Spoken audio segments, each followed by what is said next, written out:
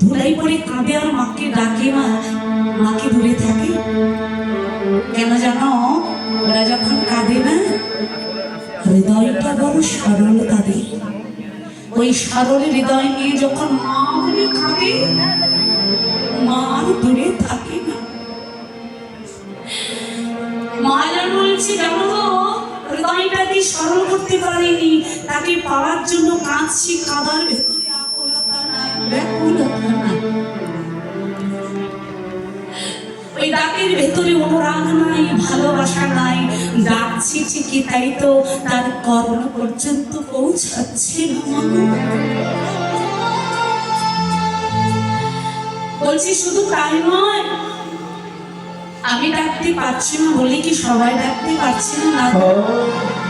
যারা প্রকৃত সমস্ত কিছু ঐশ্বর্য পরিত্যাগ করে মা দুর্যোগে আশ্রয় করে, যারা বুঝতে পেরেছে জগতে আমার আসার কারণ হলো এই গৌর গোবিন্দ সেবার দেহটা আমার সেবাই লাগাতে হবে, যারা এটুকু বুঝতে পেরেছে তারা না সব ছেড়ে পথের চির কামাল হয়ে ওরা ভক্তি সম্পদটাকে একমাত্র সম্বল করে দুটি নয়নের জলে ভেসে নিরন্তর ভগবানকে ডাকছে। ভগবান বললেন জানো, যারা ভক্তি ভজনের পথে বসবে, যারা আমায় শুদ্ধ অনুরাগ নিবেদন করে, শুদ্ধ ভক্তি নিবেদন করে আমায় ডাকে, আমার জন্য কাঁদে, আমিও তাদের জন্য কাঁদি। ওই ভক্ত আমার জন্য কতটুকু কাঁদে জানাবো?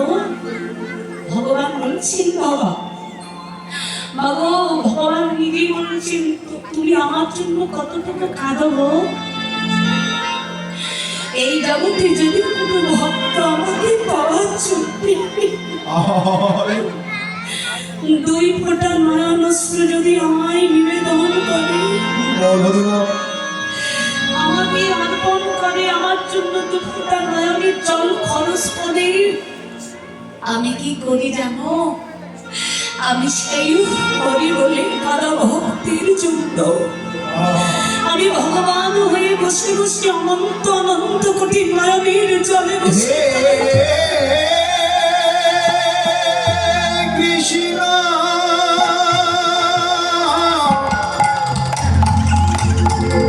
দেখা দাও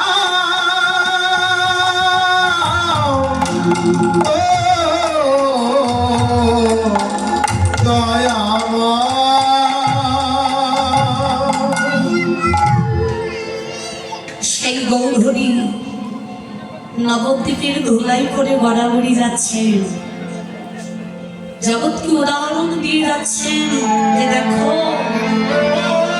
ভক্ত মার জন্য কেঁদেছিল সেই 3 যুগ ধরে। কোন ভক্ত? সেই বৃন্দাবনের পরম ভক্ত শ্রীমতী রাধা ঠাকুর। শুধু ভালোই বেসেছিল, এই জগতে আমাকে কত ভক্তই না ভালোবাসে, কিন্তু তার মতো করে আজ পর্যন্ত আমায় কেউ ভালোবাসতে পারেনি। সেই হলো প্রেমময়ী রাধা। যদি বলেন কেন গো, অনেক ভক্তই তো কেঁদেছিল কিন্তু রাধা রানীর মতো করে কাঁদতে পারেনি, এই কথাটা কেন বললে? দেখবে মা, আমি আমাদেরকে দিয়ে একটা ছোট্ট উদাহরণ দিই।